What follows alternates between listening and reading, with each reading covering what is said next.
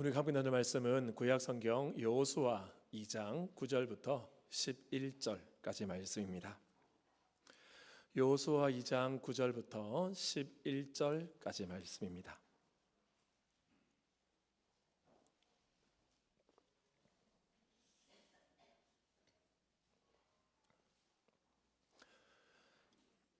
여호수아 2장 9절부터 11절까지 말씀을 우리 다 함께 한 목소리를 읽겠습니다. 말하되 여호와께서 이 땅을 너희에게 주신 줄을 내가 아노라. 우리가 너희를 심히 두려워하고 이 땅 주민들이 다 너희 앞에서 간담이 농나니 이는 너희가 애굽에서 나올 때에 여호와께서 너희 앞에서 홍해 물을 마르게 하신 일과 너희가 요단 저쪽에 있는 아모리 사람의 두 왕 시혼과 옥에게 행한 일 곧 그들을 전멸시킨 일을 우리가 들었음이니라. 우리가 듣자 곧 마음이 녹았고 너희로 말미암아 사람이 정신을 잃었나니 너희의 하나님 여호와는 위로는 하늘에서도 아래로는 땅에서도 하나님이시니라. 아멘. 오늘 우리는 여호수아 2장에서 한 여인을 만납니다. 기생 라합입니다. 그녀는 사회적으로 가장 밑바닥에 있었고 도덕적으로는 손가락질 받던 이방 여인이었습니다. 그런데 놀랍게도 그는 당시에 종교 지도자들이나 아니면 장로들보다도 더 정확하고 위대하신 하나님을 마음에 품고 있었습니다. 그녀의 믿음은 머릿속에 머물고만 있었던 관념이 아니었고 그녀의 사랑은 일시적인 감정이 아니었습니다. 그녀는 자신의 믿음에 목숨을 걸었습니다. 오늘 이 시간 라합이 보여준 상천하지의 신앙과 목숨 건 사랑을 통해 우리의 신앙이 어떻게 잃어버린 야성을 회복할 수 있을지 함께 말씀을 통해 은혜를 나누겠습니다. 오늘 본문은 진짜 하나님 사랑은 유일한 실제로 인정하는 것에서 시작한다고 말씀합니다. 오늘 본문 11절을 다 같이 보시겠습니다. 라합은 적국의 정탐꾼 앞에서 이렇게 선포하지요. 한 번 더 목소리를 읽겠습니다. 우리가 듣자 곧 마음이 녹았고 너희로 말미암아 사람이 정신을 잃었나니 너희의 하나님 여호와는 위로는 하늘에서도 아래로는 땅에서도 하나님이시니라. 아멘. 우리가 이 고백을 통해서도 알 수가 있듯이 이 고백은 보통 고백이 아닙니다. 당시 가나안 사람들은 바알이 비를 내리고 아세라가 풍요를 준다고 믿었습니다. 신들마다 각자의 지역과 역할이 있다고 믿고 있었지요. 그런데 이방 여인 라합이 지금 도대체 무슨 말을 하고 있는 것입니까? 그의 말을 조금 다르게 표현하면 우리 여리고 사람들이 믿는 신은 다 가짜이다. 오직 여호와만이 온 우주를 통치하시는 유일한 하나님이다라고 고백하고 있는 것이죠.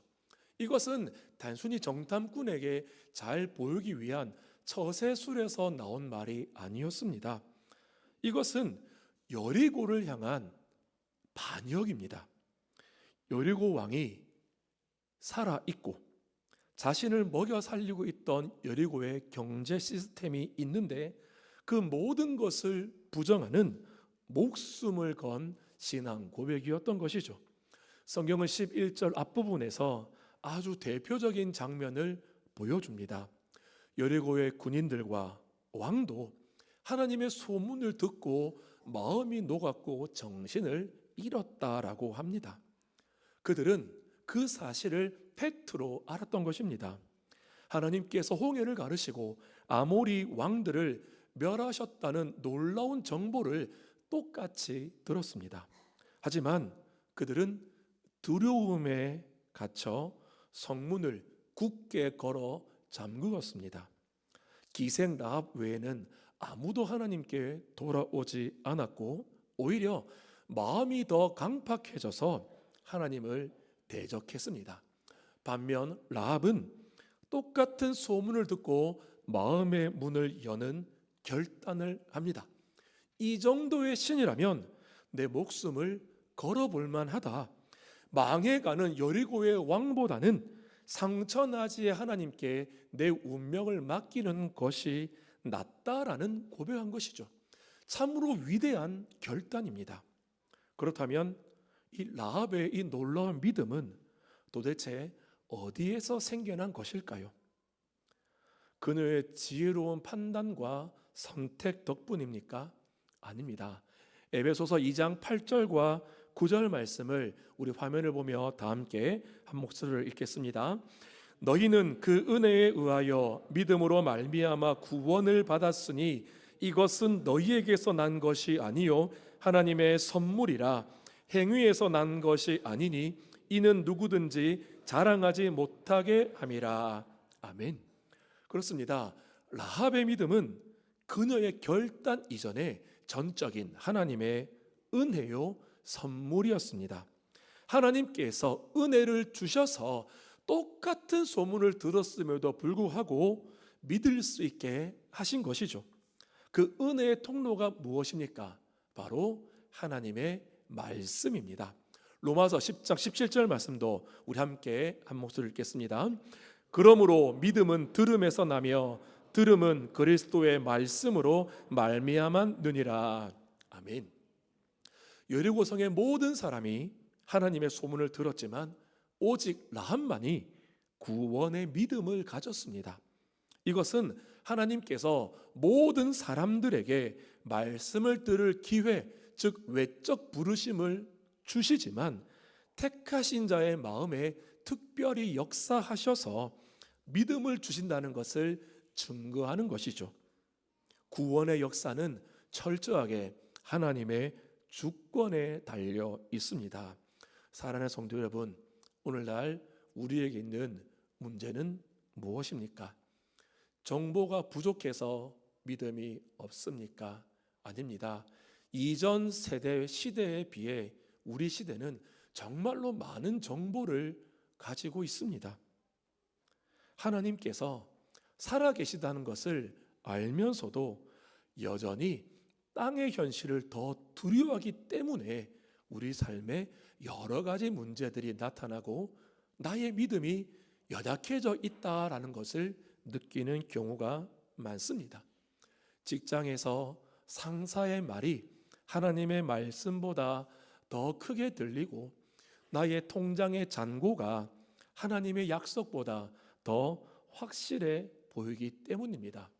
내가 지금 당장 살기 힘들고 어려운데 말씀이, 예배가, 봉사가, 전도가 뭐가 더 중요하지라는 그런 잘못된 생각들이 들어오는 것이지요. 하나님을 사랑한다는 것이 무엇입니까? 교회 안에서만 주님을 찾는 것이 아니라 나의 생존을 위협하는 세상 한복판에서 나의 하나님은 상천하지의 하나님이시다라고 선포하며 세상의 방식이 아닌 하나님의 방식을 선택하는 것입니다. 이것이 바로 목숨을 건 하나님 사랑입니다. 올해 우리 교회 주신 비전, 우리 교회에 들어오실 때마다 앞에 크게 보이지 않습니까? 이 하나님 사랑을 우리는 어떻게 실천해야 하겠습니까? 우리가 속한 세상 가운데, 직장 가운데, 이웃들과의 관계 속에서, 지역사회 가운데서 치열하게 하나님만이 우리의 유일한 구원자라는 것을 선포하고 고백할 수 있어야 합니다. 우리의 삶으로 그 하나님을 드러낼 수 있어야 하는 것입니다. 이런 말이 있지 않습니까? 믿지 않는 자들에게는 우리의 삶이 복음이라고. 그들은 들을 수 없기 때문에 예수님 믿는 우리들을 보고 하나님이 어떤 분이신지, 교회가 어떤 곳인가를 알 수가 있습니다. 우리 이 사실을 기억하며 참으로 기생 라합이 하나님께서 은혜를 주셔서 믿음을 갖게 하셨고, 그 라합이 여러 가지 위협과 어려움 앞에서 목숨 건 결단으로 하나님의 뜻을 이루어갔던 것처럼 우리 성도님들도 우리 삶에 주어진 자리에서 아름답게 하나님 사랑을 이루어 가시기를 주님의 이름으로 간절히 소망합니다. 그리고 둘째로는 하나님을 정말로 믿는다면, 사랑한다면 이웃을 살리기 위해 위험을 감수해야 합니다. 야고보서 2장 25절은 라합의 믿음 이렇게 평가합니다. 우리 함께 한 목소리를 읽겠습니다. 또 이와 같이 기생 라합이 사자들을 접대하여 다른 길로 나가게 할 때에 행함으로 의롭다 하심을 받은 것이 아니냐. 아멘. 성경은 그녀의 입술의 고백뿐만 아니라 그녀의 행함을 주목합니다. 라합에게 정탐꾼들은 누구였습니까? 적국의 남자들이었고 낯선 이방인들이었습니다. 그들을 숨겨주다가 발각되면 라합 혼자 죽는 것이 아니라 온 가족이 몰살당합니다. 그런데도 라합은 그들을 지붕을 버려놓은 삼대에 숨겨줍니다. 왜입니까? 그녀가 믿는 상천나지의 하나님께서 보내신 사람들이기 때문입니다. 이것이 진짜 이웃사랑입니다. 이웃사랑은 내게 남는 것을 적당히 던져주는 적선이 아닙니다. 나의 안전, 나의 이익, 때로는 나의 생명까지도 위험에 노출시키면서 타인을 살려내는 것입니다. 라합의 집은 성벽 위에 있었습니다. 그곳은 낯선 남자들이 드나드는 죄악의 장소였습니다. 하지만 그녀가 목숨을 걸고 하나님의 사람들을 받아들였을 때 그 죄악의 장소는 구원의 방주가 되었습니다. 그리고 이 모든 구원의 사건은 붉은 줄로 완성됩니다. 정탐꾼들은 18절에서 라합에게 약속합니다. 우리 여호수아 2장 18절 말씀도 우리 함께 한 목소리로 읽겠습니다. 우리가 이 땅에 들어올 때에 우리를 달아내린 창문에 이 붉은 줄을 메고 내 부모와 형제와 내 아버지의 가족을 다 내 집에 모으라. 아멘. 히브리어로는 이 줄을 티크바라고 합니다. 그런데 놀랍게도 구약 성경에서 이 단어는 소망이라는 뜻으로 쓰일 때가 더 많이 있습니다. 라합이 창문에 매단 것은 단순한 밧줄이 아니었습니다. 그것은 멸망할 세상 속에서 하나님을 향해 던진 소망의 끈이었습니다. 유월절 어린 양의 피가 이스라엘을 죽음에서 건졌듯이 이 붉은 줄은 우리를 살리는 예수 그리스도의 보혈을 상징합니다. 라합은 이 줄 하나에 자신의 목숨뿐만 아니라 사랑하는 부모와 형제, 친척들의 목숨까지 다 걸었습니다. 이 줄 뒤에 있으면 산다. 우리나라가 멸망해도 세상이 무너져도 이 줄을 잡으면 산다라는 이런 고백이 그녀에게 있었던 것이죠. 이것이 그녀가 가족들에게 전한 복음이었고 목숨을 건 이웃 사랑이었습니다. 우리는 여기에서 아주 중요한 사실 하나를 발견합니다. 여호수아가 이 두 사람의 정탐꾼을 보낸 진짜 이유는 무엇일까요? 오늘 본문을 자세히 보시면 정탐꾼들이 여리고 성의 군사 기밀이나 지형을 알아왔다는 내용은 전혀 없습니다. 오직 라합의 집에 들어가 그녀의 위대한 신앙 고백을 듣고 언약을 맺어 그녀와 그녀의 가족들을 구원해낸 이야기뿐입니다. 맞습니다. 하나님께서는 기생 라합 한 사람과 그 가족을 구원하시기 위해 이 정탐꾼들을 보낸 것입니다. 우리 지금 새벽 기도의 시간마다 요한복음의 말씀을 계속 묵상하고 있습니다. 오늘 설교를 준비하면서 요한복음 4장에 사마리아 여인을 만난 예수님이 생각이 났습니다. 예수님께서 유대를 떠나 갈릴리로 가실 때 굳이 유대인들이 피하는 사마리아 길을 통과하십니다. 왜 그러셨습니까? 그곳에서 구원해야 할 이 여인이 있었고 또 이 여인을 통해 예수님을 믿게 될 많은 사람들이 있었기 때문에 주님께서는 일부러 사마리아로 들어가셨습니다. 사마리아 여인이 예수님을 찾아간 것이 아니라 예수님께서 찾아가셨습니다. 마찬가지로 라합이 부르기 전에 하나님께서는 이미 두 정탐꾼을 보내어 그녀를 구원하셨습니다. 하나님께서는 죄 많은 우리를 구원하시기 위해 먼저 예수님을 보내주셨습니다. 이 얼마나 큰 은혜입니까? 올해 우리 교회의 또 다른 비전은 이웃을 사랑하는 소장동 교회입니다. 하나님께서 정탐꾼과 기생 라합을 만나게 하셔서 그 집안을 구원하셨듯이 오늘 우리를 이 시대의 정탐꾼으로 삼으셔서 우리의 이웃들이, 우리의 가족들이 예수를 믿고 구원받을 수 있도록 세밀하게 인도하고 계십니다. 이제 우리가 이웃과 지인들을 찾아가야 합니다.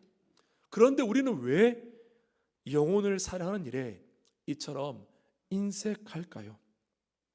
한 목사님께서는 사랑의 특성에 대해 넉넉함이라고 표현을 하셨습니다. 우리가 이웃에게 인색한 이유는 내 시간이 빼앗길까봐, 내 물질이 줄어들까봐, 아니면 그 관계 때문에 내가 피해를 입을까봐, 내가 손해를 볼까봐 두렵기 때문입니다.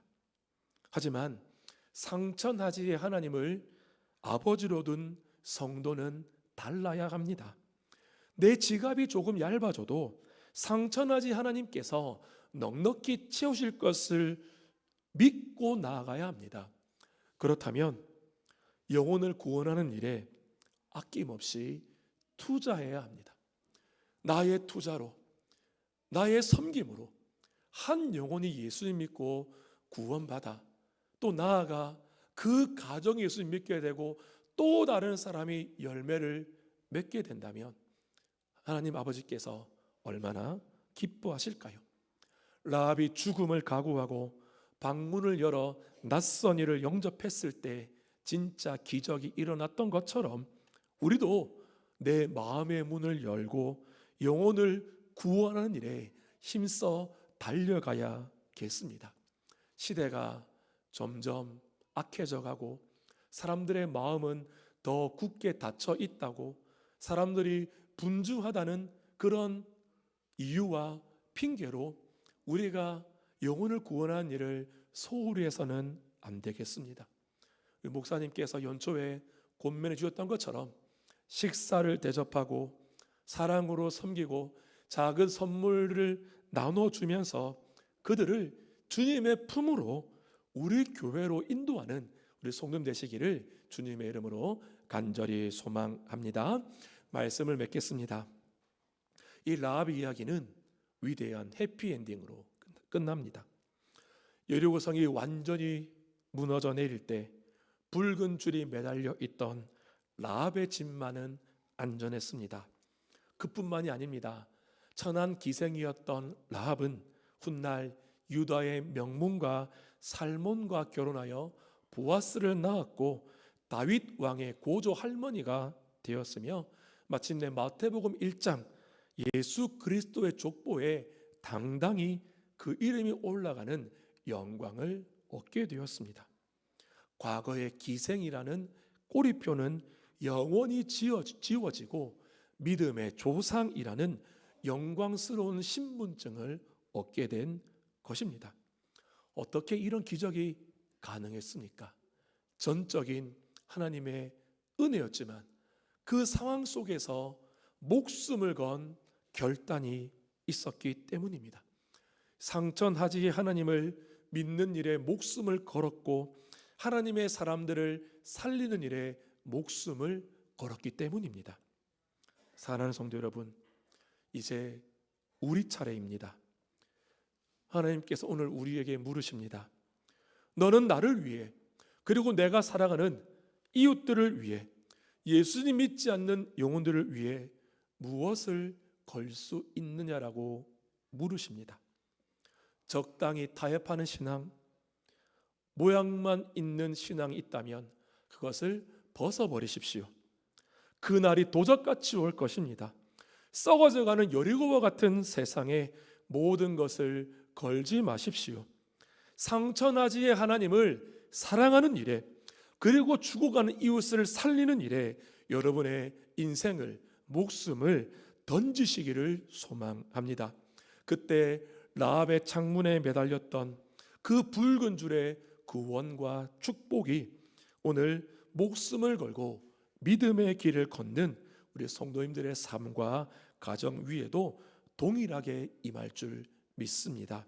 이번 한 주간 세상이 감당할 수 없는 믿음의 사람으로, 목숨을 건 사랑의 실천자로 살아가는 성도님 되시기를 주님의 이름으로 간절히 축원합니다.